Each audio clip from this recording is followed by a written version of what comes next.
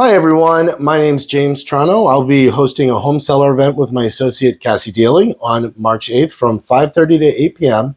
at the Robbins Library in Arlington. We'll have real estate professionals on hand to talk about what it takes to get your home sold. I'm sitting today with Christine Bernardini of Touchstone Closings, and she's going to explain to you what her role is in getting your home sold. We're going to talk about it briefly here, and join us on that evening for more information.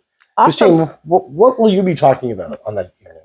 Lots of fun stuff, obviously, because everything legal is always fun to discuss. But there are things that sellers need to be wary of when selling their homes. It is a legally binding contract once they accept that offer. Mm-hmm. So we're going to talk about that first stage, because a lot of people just think it's an offer and it's not a legally binding contract.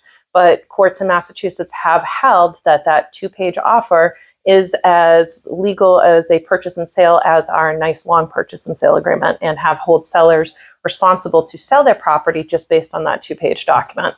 So talk about some things just to be careful of, contingencies that need to be put into place to help protect the seller in their situation, and then really how the process works after that. We go from signing the purchase and sale agreement once everybody's done their negotiations. Really, the sellers then have to pack, but then there's some documents that they'll need to sign, obviously, for the closing. Yep. And in certain situations, they may want to attend the closing. They may not want to attend the closing. Okay. They may be moving out of state. So there's a lot of things that come into play where we might have to draft additional documents like powers of attorneys and other things for them to facilitate the actual closing. You know, the interesting thing is, as much as real estate agents are involved with getting the home set up and ready to be sold, after that offer is accepted, you're involved through much of the process from that point forward. So it's going to be very important that you attend this seminar so you can learn about the costs that you're exposed to, or I should say the seller is exposed to, and how each part of the agreement and the contract works through to closing, correct? Absolutely.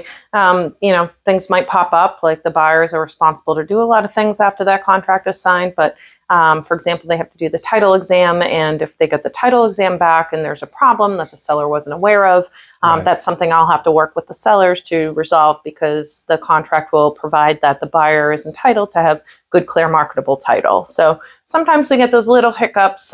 We don't usually see things that are deal killers and disasters, but there's sometimes some intricate things behind the scenes that we have to do to finally get across that finish line. So as you can see, there is a lot of information that's going to be explained on that evening. And you have to be there to get everything, prepared and ready for that night, or for your closing, for your sale of your home.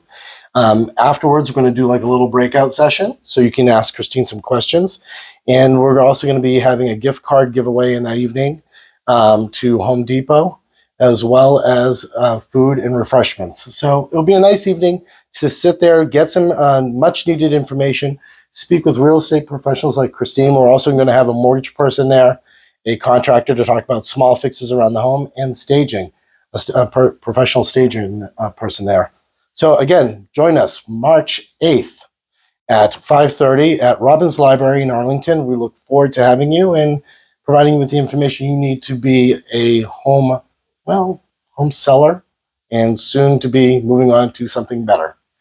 Awesome. Thank you. Thank you for joining us. Thank you.